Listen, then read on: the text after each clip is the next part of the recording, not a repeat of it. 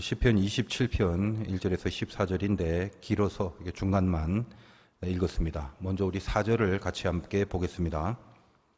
내가 여호와께 바라는 한 가지 일 그것을 구하리니 곧 내가 내 평생에 여호와의 집에 살면서 여호와의 아름다움을 바라보며 그의 성전에서 사모하는 그것이라. 다윗이 한 가지 일을 구하겠다라고 합니다. 뭔가 일이 닥쳤을 때에 하나만 하겠다. 그런 의지이자 그런 고백이죠. 도대체 어떤 일이 닥쳤기에 한 가지 일을 구하겠다라고 하는 건가? 1절부터 3절까지 그것의 내용을 말하고 있습니다. 다시 한번 1절에서 3절을 보겠습니다. 여호와는 나의 빛이요 나의 구원이시요 내가 누구를 두려워하리요. 여호와는 내 생명의 능력이시니 내가 누구를 무서워하리요. 악인들이 내 살을 먹으려고 내게로 왔으나 나의 대적들 나의 원수들인 그들은 실족하여 넘어졌도다. 군대가 나를 대적하여 진칠지라도 내 마음이 두렵지 아니하며 전쟁이 일어나 나를 치려할지라도 나는 여전히 태연하리로다. 한마디로 말하자면 대적들이 다가와서 두려워질 때를 말합니다. 결론은 두려워질 때 한 가지만 하겠다라는 그 고백이 되는 겁니다. 그 한 가지가 뭔가요? 4절 그 핵심은 하나님만 바라본다라는 겁니다.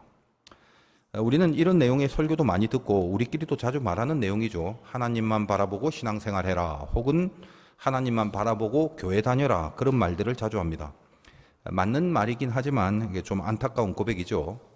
다른 것들을 이렇게 보니까 다 실족할 것들, 마음에 안 드는 것들, 절망스러운 것들만 가득한 상황이더라라는 거죠. 물론 이 세상에서 어떤 어려움을 당할 때는 하나님만 바라보라라고 하는 말은 당연히 정답일 수밖에 없습니다. 그런데 교회 다닐 때 교회 다니면서 하나님만 바라보고 다니라 이 말은 뉘앙스가 좀 다르죠. 교회에서 좋은 거를 별로 못 보니까 하나님만 봐야지 다른 거 이상한 것들 자꾸 보면 신앙생활 힘들어진다라는 경험 많은 교인들의 이구동성이기도 합니다. 하여간 하나님만 바라본다라는 것이 정답인 것만큼은 분명합니다. 다윗은 두려움이 닥칠 때 하나님만 바라보는 이 답을 가지고 살았습니다. 우리도 인생에 두려움을 느낄 때가 있습니다. 두려움은 두 가지 종류인데 대상이 있냐 없냐에 따라서 대상이 있는 두려움은 공포라고 합니다.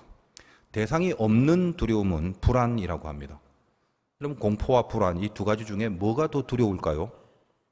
제거할 수 있으면 조금 덜 두렵고 제거할 수 없으면 완전 두렵겠죠.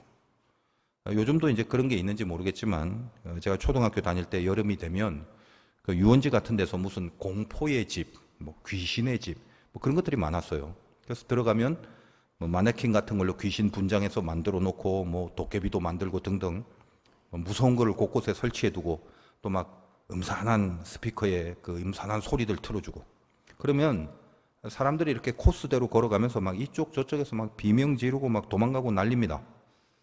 참 이상하죠. 그거 돈 주고 들어갔는데 막 뛰쳐나오려고 합니다. 제가 아주 그 전형적인 T인지라 그 T라는 것은 MBTI라는 성격 유형 분류 중에 감정적인 사람이 아니라 생각을 중시하는 지성적인 사람을 말합니다.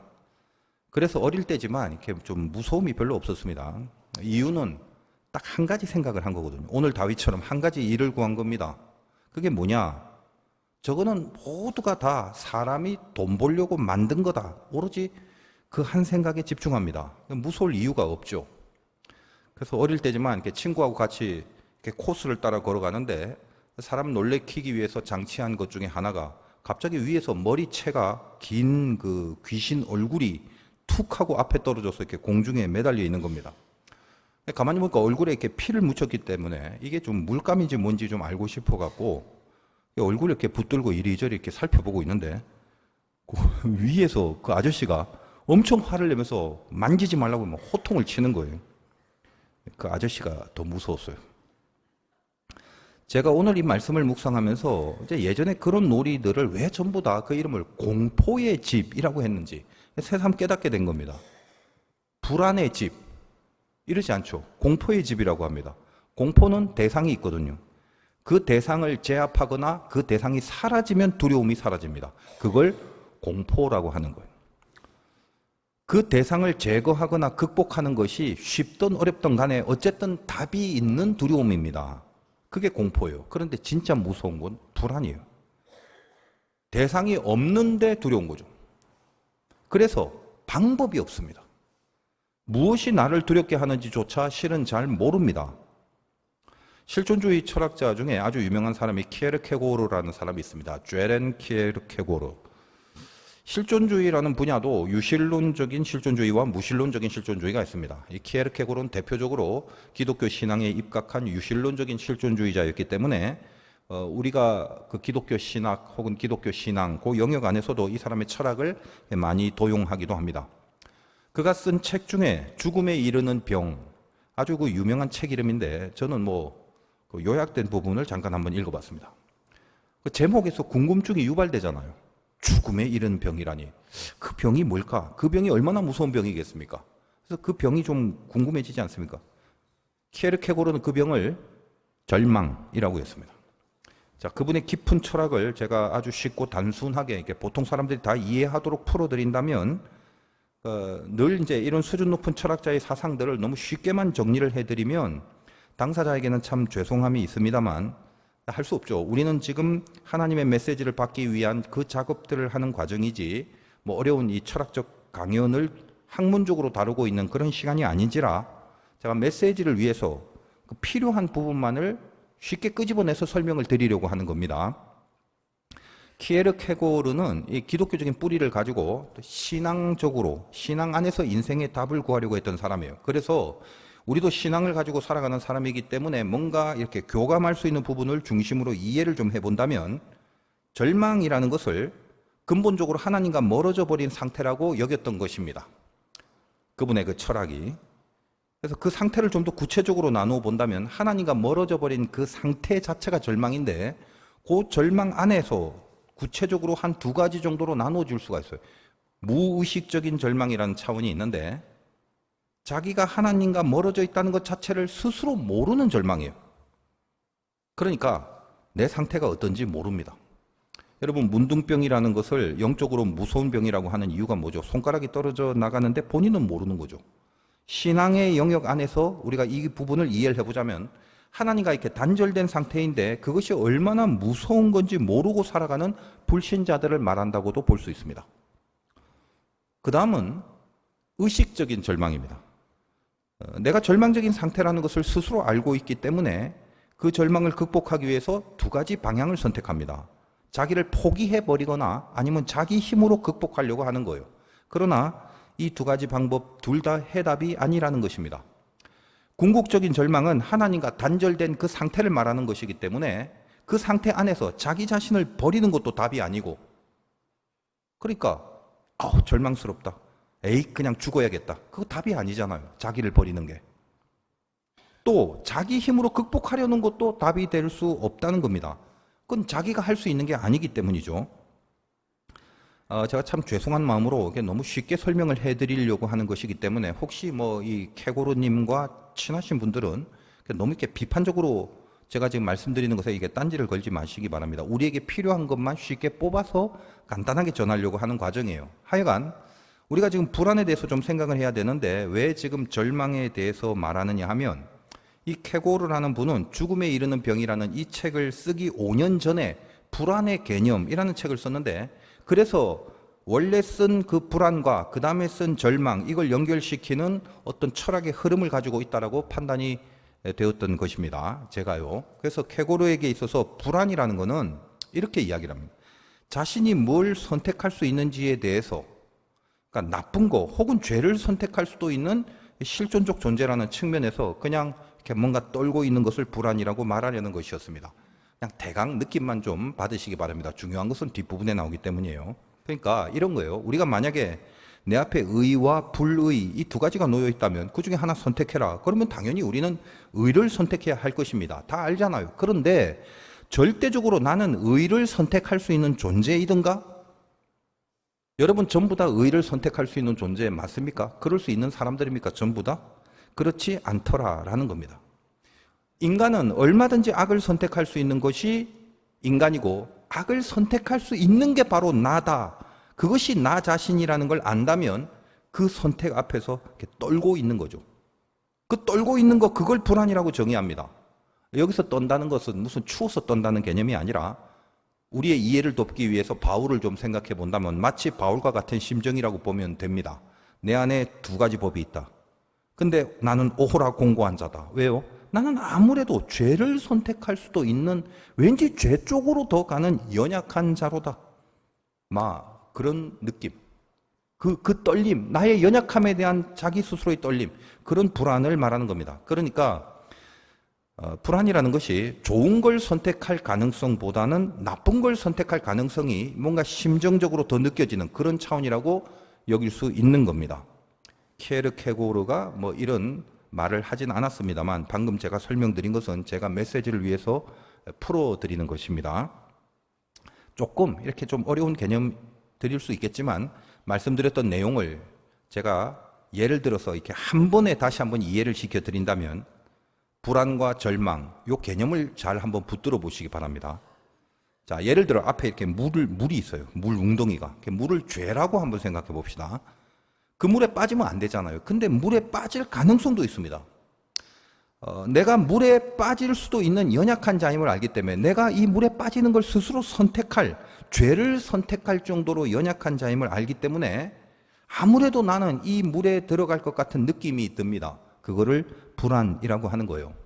이 불안이 결국은 물에 빠져버린다는, 물에 들어가 버린다는 선택을 한다면 드디어 나는 물에 빠집니다. 죄에 빠져버립니다. 그 물에 빠지는 상태, 우리식으로 표현하면 죄에 빠지는 상태를 절망이라고 하는 겁니다. 자, 그런데 그 절망 중에서 아까 말씀드린 것처럼 자기가 물에 빠져 있는지도 모르는 절망이 있습니다. 우리식으로 말하자면 죄를 짓고 살아도 그게 죄인지도 모르고 그러면 안 되는 것인 줄도 모르고 삽니다. 그걸 아까 무의식적인 절망이라고 그랬어요. 그리고 또 다른 차원은 이제 내가 물에 빠진 건 압니다. 그래서 물에 빠진 상태라는 바로 이 절망을 극복하려고 하는데 두 가지 방법을 사용합니다. 첫째, 그냥 물 속에 들어가 죽어버리는 거예요. 아예 빠져 죽는다면 적어도 물에 빠지는 상태라는 차원은 아닌 거죠. 그거보다 더하게 나를 버려버렸기 때문에. 그리고 또 다른 거는 자기 힘으로 애써 수영을 해서 물 바깥으로 나오는 것으로서 그 물에 빠진 절망의 상태를 벗어나려고 할 것입니다. 그러나 그 물은 수영을 해서 나올 수 있는 물이 아닙니다. 그냥 그렇게 특별한 물이라고 여기시면 됩니다. 결국 그렇다면 이 절망을 해결할 수 있는 길은 빠져 죽는 것도 안 되며 수영해서 나올 수 있는 물이 아니기 때문에 자기 힘으로 극복을 할 수도 없고 어떻게 해야 되냐면 누군가가 배를 타고 들어가서 그 물에 있는 자를 움켜쥐고 끄집어 올려야 살 수 있게 됩니다. 하나님이 개입해야 된다는 거죠. 이것을 키에르케고르가 신앙이라는 표현, 믿음이라는 표현으로 우리들에게 해답을 준, 쉽게 말하자면 그런 스토리와 흐름을 갖고 있는 철학입니다. 자, 불안이 죄를 택하게 하고 그 죄가 절망을 주고 절망은 죽음에 이르게 한다는 겁니다. 이것이 키에르케고르 철학의 흐름인데 유일한 해법은 하나님의 개입이라고 그랬죠. 그럼 믿음이란 게 뭐냐? 바로 그 하나님의 개입을 불러오는 겁니다. 그러므로 죽음 전에 절망, 그리고 절망 전에 불안입니다. 이런 이야기들을 했던 자가 실존주의 철학자인 키에르케고르고 이제 케고르 이야기는 그만하고 이런 전제를 갖고 우리가 지금 묵상하고 있는 성경으로 한번 넘어오겠습니다. 불안은 공포가 아니라고 그랬어요. 대상이 없는 두려움입니다. 내가 나쁜 거를, 즉 악을, 죄를 선택할 수도 있다는 두려움입니다. 좀 더 구체적으로 말하자면 나는 나쁜 쪽으로 가는 성향이 있다는 걸 스스로 감지하고 왠지 안 되는 줄 알면서도 그쪽으로 자꾸 실금실금 움직이고 있는 떨림이라고 할 수 있다는 거예요. 불안은 대상 없는 두려움이다. 여기까지가 이제 제가 철학적으로 말하는 그런 내용, 즉 철학적 성찰이라면 이제 우리가 이제 신앙적으로 좀 더 들어가 보도록 하겠습니다. 자, 지금까지는 뭘 잘 모르겠다 싶어도 상관없어요. 근데 이제부터는 이해하셔야 돼요. 불안과 절망에 대한 이야기를 오늘의 메시지와 연결하기 위해서 이제부터는 이제 신앙적인 이야기를 할 것입니다. 철학적으로 보면 불안은 대상이 없는 두려움이라고 했는데 우리가 신앙 안에서 다시 한번 이해를 해본다면 불안이라는 게 정말 대상이 없는가? 아닙니다. 불안도 대상이 있습니다. 뭔데 그게? 악령입니다. 우리가 오늘 다루고 있는 핵심 메시지는 무엇인가? 놓치지 말고 잘 따라오세요. 두려움이 닥칠 때 어떻게 해야 하는가? 그거 말하고 있죠. 그 두려움은 대상이 있는 공포일 때도 있고 대상이 없는 불안일 때도 있다라고 했습니다. 그러나 좀 더 깊이 말하자면 공포나 불안이나 다 대상이 있는 겁니다. 공포는 눈에 보이는 대상, 불안은 눈에 보이지 않는 대상입니다. 그 두 개 중에 어떤 경우라도 어떤 식으로든 두려움으로 다가올 때 예수 믿고 살아가는 나는 그럼 어떻게 해야 하는가? 그거를 말씀드리는 것이고 그것에 대한 메시지를 오늘 시편이 다윗을 통해서 우리에게 들려주고 있는 겁니다. 제가 이렇게 자주 드리는 말씀 중에 믿음의 반대말은 두려움이라고 했습니다. 아주 오래전에 TV에 나오는 어떤 사극에서 도사라는 사람이 나오는데 그 도사가 동일한 말을 했습니다. 저와 같은 말을 하다니 진짜 도사같이 그렇게 보인 적이 있습니다. 믿음의 반대말은 두려움이다. 여러분 얼핏 들어도 뭐 별로 깊은 말이 아니죠. 뭐 당연한 거 아니야? 이렇게 여겨집니다. 뭐 믿음이 있으면 두려움이 없겠지. 그런데 이걸 깊이 좀 따져보면 아주 심오한 정의가 된다라고 느낄 수가 있을 것입니다. 여러 번 좀 말씀드린 것 같은데 제가 어릴 때 이 반대말에 대한 개념을 잘 몰랐습니다. 초등학교 1학년 때 간다 반대말, 길다 반대말 그런 거 쓰라고 시험지에 나왔는데 저는 그게 얼마나 쉬운지 이걸 문제라고 내냐 하면서 간다 반대말 안 간다, 길다 반대말 안 길다 죄다 그렇게 적어놓고 쉽다고 놀다가 다 틀려버렸어요. 간다 반대말은 온다랍니다. 길다의 반대말은 짧다랍니다. 제가 그래도 나름대로 영특한 학생인데 제가 온다를 모르고 짧다를 몰랐겠습니까? 제가 모른 건 반대말이라는 개념이에요. 모든 반대말은 적극적이어야 한다. 이 깨달음을 얻은 거죠. 간다의 반대말은 안 간다가 아닙니다. 안 간다면 그냥 거기 멈춰 있는 것도 포함이죠. 적극적으로 반대를 해야 이게 반대가 되는 겁니다. 안 가는 정도가 아니라 와야 하는 겁니다. 그것이 간다의 반대말이죠. 그렇다면 잘 한번 들어보십시오. 믿음의 반대말이 두려움이다라는 말의 의미가 뭐냐? 여러분 믿음이라는 건 딱 대상이 정해져 있죠. 그렇죠. 믿는다 그러면 바로 나오는 게 뭘 믿는데 그렇게 되는 겁니다. 두려움도 대상이 있습니다. 뭘 두려워하는데 그렇게 되는 겁니다. 바로 그 대상이 서로 반대가 된다는 말이에요. 지금 뭐 국어사전적인 개념을 말씀드리는 게 아니라 영적인 메시지를 드리는 것입니다. 믿음의 대상은 하나님입니다. 그렇다면 두려움의 대상은 하나님이 아닌 것들입니다. 더군다나 적극적으로 하나님과 반대되는 것들입니다. 대표적으로 마귀나 악령들이죠. 눈에 보이는 것들이라도 그 안에 보이지 않는 악령들의 존재가 담겨져 있는 그런 대상들이 나를 두렵게 하더라는 겁니다. 오늘 다윗에게 있어서는 성경 표현에 보면 내 살을 먹으러 오는 악인들이나 대적이나 원수들이나 군대가 진을 치는 것이나 전쟁이나 그런 것들이 하나님을 반대하는 악령들이 들어가 있는 대상들이 되는 것입니다. 다윗에게 있어서는. 그래서 믿음의 반대말은 두려움이 되는 거예요. 믿는 대상과 두려움의 대상, 이 대상이 서로 반대라는 겁니다.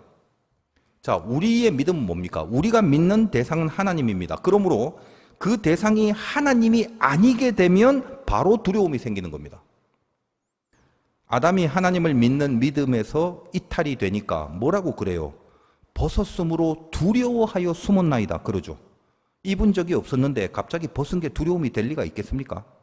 하나님을 믿음의 대상으로 삼지 못해서 생겨진 두려움이더라는 말입니다. 이것이 인류 최초의 두려움이었습니다.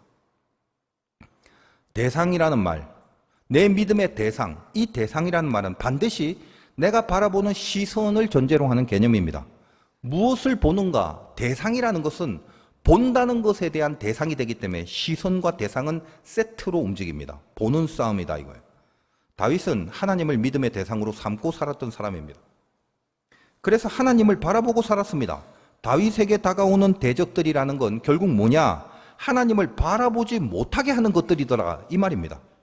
살을 먹으러 오는 악인들, 여기 대적들, 군대들 이런 것들이 자기 믿음의 대상인 하나님, 그리고 대상이 하나님이란 말은 하나님을 바라보고 살았다는 것인데 이런 모든 대적들이 하는 역할이 뭐냐면 바로 다윗이 믿었던 그 믿음의 대상인 하나님을 바라보지 못하게 하는 것들이더라 라는 말입니다. 우리도 실은 동일하죠. 하나님만 바라볼 수 없게 만드는 공격들이 있습니다. 고난들입니다. 인생에는 수많은 고난들이 있습니다. 늘 닥쳐옵니다. 그리고 인간이 참 연약하죠. 약하다는 거는요, 뭔가 닥치게 되면 이제까지 지켜왔던 것들이 흔들리고 늘 알아왔던 것들을 까먹어버린다는 개념입니다. 그게 약한 거예요. 예수님의 제자들이 배를 타고 가다가 광풍을 만나죠. 파도가 불어닥치니까 죽게 됐다고 두려워합니다. 주님이 일어나서 바다를 잠잠케 하시기 전에 뭐라고 하셨나요? 어찌하여 무서워하느냐? 왜 두려워하느냐? 너희가 어찌 믿음이 없느냐? 그러십니다. 무서워하는 두려움과 믿음을 연결시켜서 지적을 하고 있는 것입니다. 제자들이 왜 믿음이 없었겠습니까? 믿음의 대상인 주님을 직접 태우고 바다를 건너고 있는 건데 말입니다. 그런데 우리도 마찬가지죠. 가만히 있다가 갑자기 풍랑이 불어닥치면 우리의 시선은 바로 그 문제를 향하게 돼 있는 겁니다. 늘 옆에 계신 주님이 풍랑이 일어나니까 그 제자들의 시선이 풍랑을 향하게 되는 거죠. 시선이 바뀌면 대상이 바뀌는 겁니다. 대상이 바뀌면 믿음이 바뀝니다. 그러면 결국 두려움이 생기는 겁니다. 시선은 대상을 결정해 버리는 겁니다. 다윗이 오늘 고백한 시편에서 그렇다면 자기의 두려움을 어떻게 극복했는가를 이야기하고 있는데, 여러분 3절을 다시 한번 보겠습니다. 군대가 나를 대적하여 진칠지라도 내 마음이 두렵지 아니하며 전쟁이 일어나 나를 치료할지라도 나는 여전히 태연하리로다. 나는 태연하리로다. 그렇게 고백을 하죠. 여기 태연하다라고 번역한 히브리어 바타흐인데 안전한 토대 위에 확실히 서 있다는 뜻입니다. 너무나 안전하기 때문에 거기에 서 있으면 내가 어떻습니까? 흔들리지 않겠죠. 그래서 흔들리지 않는다는 말입니다. 핵심이 그겁니다. 여기 바타흐의 원래의 뿌리의 개념, 흔들리지 않는다. 근데 이것을 번역을 우리나라 말로는 태연하다라고 했으니까 이거는 이제 뭔가 심리적으로 모든 것을 이렇게 초탈한 경지라고 여길 수 있는 오해가 생길 수도 있습니다. 그러나 정확한 개념은 그런 심리적 초연함이 아닙니다. 다윗이라고 해도 이런 두려움이 몰아닥치는데 거기서 왜 떨리지 않았겠습니까? 그러나 나는 이 두려움 속에 있다 할지라도 끝까지 흔들리지 않고 하나님을 바라본다. 하나님 옆에 붙어 있다. 그런 고백이라고 이해를 하시는 게 정확합니다. 모든 걸 초연하고 초탈해서 아무렇지도 않다가 아니라 아무리 대적들이 다가온다 할지라도 하나님을 바라보는 그 일만큼은 내가 흔들리지 않고 하겠다라는 거죠. 그래서 4절과 연결됩니다. 4절에 뭐라고요? 드디어 한 가지 일, 그걸 구한다라고 비로소 고백을 하는 겁니다. 뭡니까? 하나님 바라보는 그 일, 그거 하나를 흔들리지 않고 분명히 해내겠다라는 말이죠. 이어서 저 뒤에 있는 8절을 같은 맥락에서 한번 읽어보겠습니다. 너희는 내 얼굴을 찾으라 하실 때에 내가 마음으로 주께 말하되 여호와여 내가 주의 얼굴을 찾으리이다 하였나이다. 너희는 내 얼굴을 찾으라 하실 때에 다윗이 내가 주의 얼굴을 찾으리이다 라고 이렇게 기록되어 있는데, 구약을 읽다 보면 하나님의 얼굴이라는 표현이 많이 나옵니다. 얼굴을 히브리 말로 파님이라고 하는데, 하나님의 얼굴이라면 얼굴이라는 파님에 하나님의 엘을 붙여서 파님엘, 그러면 하나님의 얼굴이 되죠. 파님엘은 여러분이 잘 알고 있는 브니엘입니다. 브니엘은 아시다시피 야곱이 야복강가에서 천사와 씨름한 후에 이스라엘이라는 축복을 받고 그곳 이름을 브니엘이라고 짓습니다. 하나님의 얼굴이라는 뜻이죠. 구약에서 하나님의 얼굴이라는 표현은 하나님이 어떻게 생기셨냐를 말하는 게 아니라 하나님이 만나 주신 것, 그걸 의미할 때 하나님의 얼굴이라는 표현을 합니다. 야곱을 만나 주신 하나님이란 말이죠. 그것이 브니엘입니다. 알다시피 야곱은 환도뼈가 부러졌습니다. 자기 힘으로 자기 스스로를 지탱할 수 없을 정도가 됐습니다. 그리고 운명적으로는 이제 곧 만날 형 에서에게 죽음을 당할 위험과 위기를 감지하고 있었던 야곱입니다. 그리고 모든 가족들을 다 떠나보내고 모든 식구들과 식솔들을 다 보내고 홀로 남아 씨름을 합니다. 한 가지밖에 없는 겁니다. 하나님을 붙들고 모든 시선을 한 분 하나님께만 고정시키는 그 일뿐입니다. 그것이 브니엘입니다. 오늘 다윗이 주의 얼굴을 찾으리이다라고 고백하는 것은 수많은 대적들이 나를 두렵게 하는, 그래서 나의 시선을 빼앗기게 하는 그런 공격과 유혹들이 엄습한다 할지라도 브니엘, 하나님을 만나기 위하여 하나님 한 분만 바라보는 그 한 가지 일을 하겠다라고 고백하는 것, 그것이 하나님만 보겠다는 믿음이라는 것입니다. 아프리카에서 많은 교단의 목사님들을 또 만나고 알게 되었습니다. 아프리카는 말씀드린 것처럼 감리교가 거의 없고 대부분 장로 혹은 고신 측 이렇게 훨씬 더 장로교 측의 교회가 많습니다. 가끔 이제 쉬는 시간이나 식사 시간에 대화를 하면 그냥 이렇게 웃으면서 태연하게 목회를 하고 있는 모습들만 보여집니다. 그러다가 이렇게 대화를 진행하는 내용들을 들어보면 그들이 웃으면서 하는 그 웃음이라는 것이 정말 오늘 말씀에 나와 있는 태연함이라는 것을 느끼게 해줬습니다. 우리나라 번역은 태연함이지만 그 안에는 뭐죠? 흔들리지 않는다라는, 하나님만 바라보는 일에 흔들리지 않는다는 뜻이라고 그랬죠. 그 웃음 속에 저는 태연함을 느끼게 됐습니다. 말할 수 없는 수많은 일들이 그들에게 경험이 되었죠. 강도들을 만나서 가족들에게 총뿌리가 겨누어지는 일들, 그 나라의 치안과 수준들이 바닥인지라 돈을 강탈당하고 수없이 사기를 당하는 일들, 저도 차를 타고 가면서 경찰에게 몇 번이나 검문을 받고 거기서 뭔가 잘 모르면 돈을 뺏길 수밖에 없는, 경찰이 불안한, 외려 경찰들을 만나는 게 더 불안한 그런 숱한 위기들, 병들어 죽을 뻔한 일들, 사고가 나도 법적인 보상조차 받지 못하는 그런 상황들과 그런 사건들, 그냥 그런 엄청난 일들을 당했던 내용들을 이렇게 웃으면서 말합니다. 제가 강의를 하면서 굉장히 긴 시간을 아주 열심히 나름대로 최선을 다해서 강의를 했는데, 아무래도 지역이다 보니까 이렇게 모기에 많이 물렸어요. 팔뚝에 보면 지금 굉장히 상처가 많은데, 그 모습을 보더니 혹시 모르니까 한국에 가서 말라리아 검사를 해보시는 게 좋다고 하더라고요.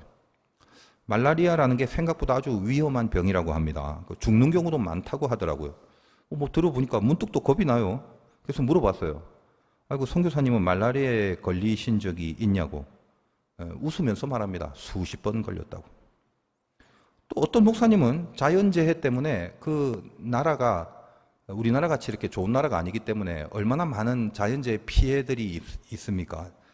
다 무너져버린 그런 교회를 다시 세우기 위해서 참 힘겨웠던 이런 일들을 말하면서 너무나 크신 하나님의 은혜가 감사해서 그 얘기를 하면서 눈물을 멈추지 않고 계속 흘리면서 간증을 하는 그런 목사님도 있었습니다.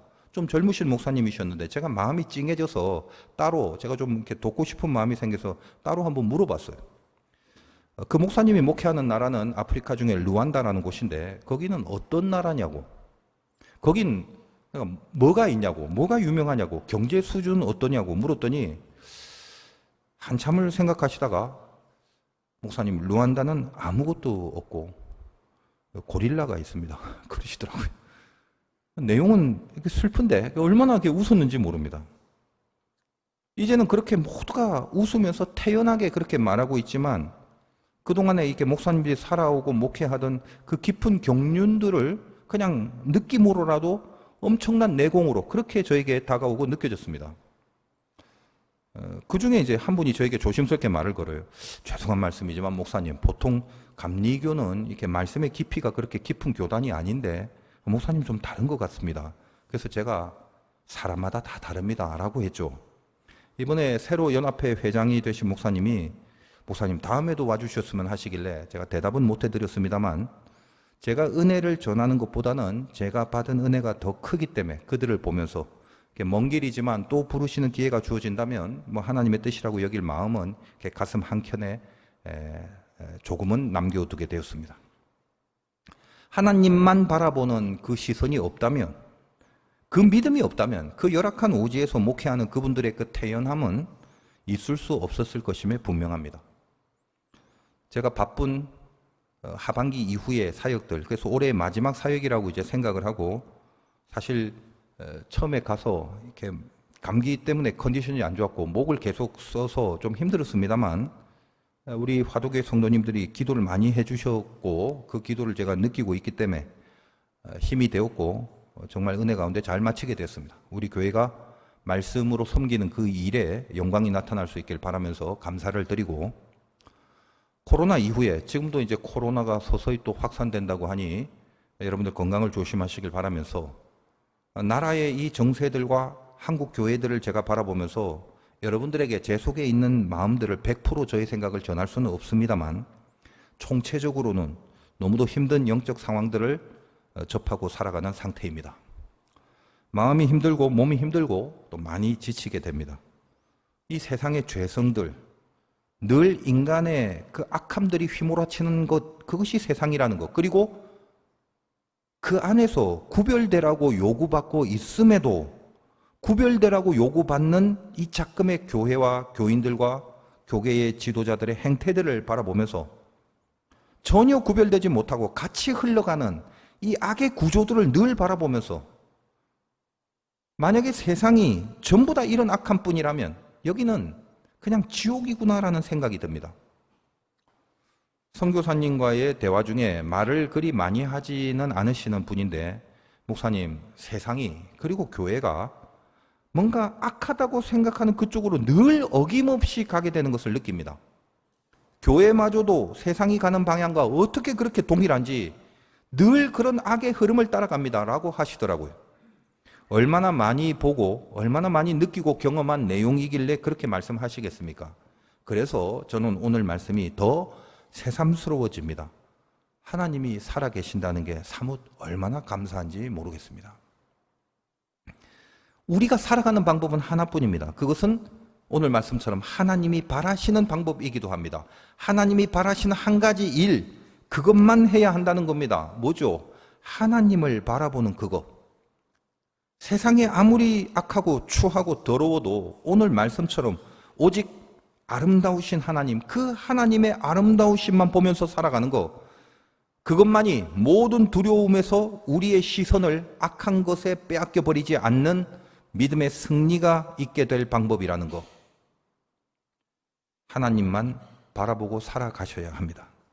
그것 말고는 이 세상에서 믿음을 지킬 수가 없습니다. 모든 대적들이 우리의 시선을 빼앗기 위해서 다가옵니다.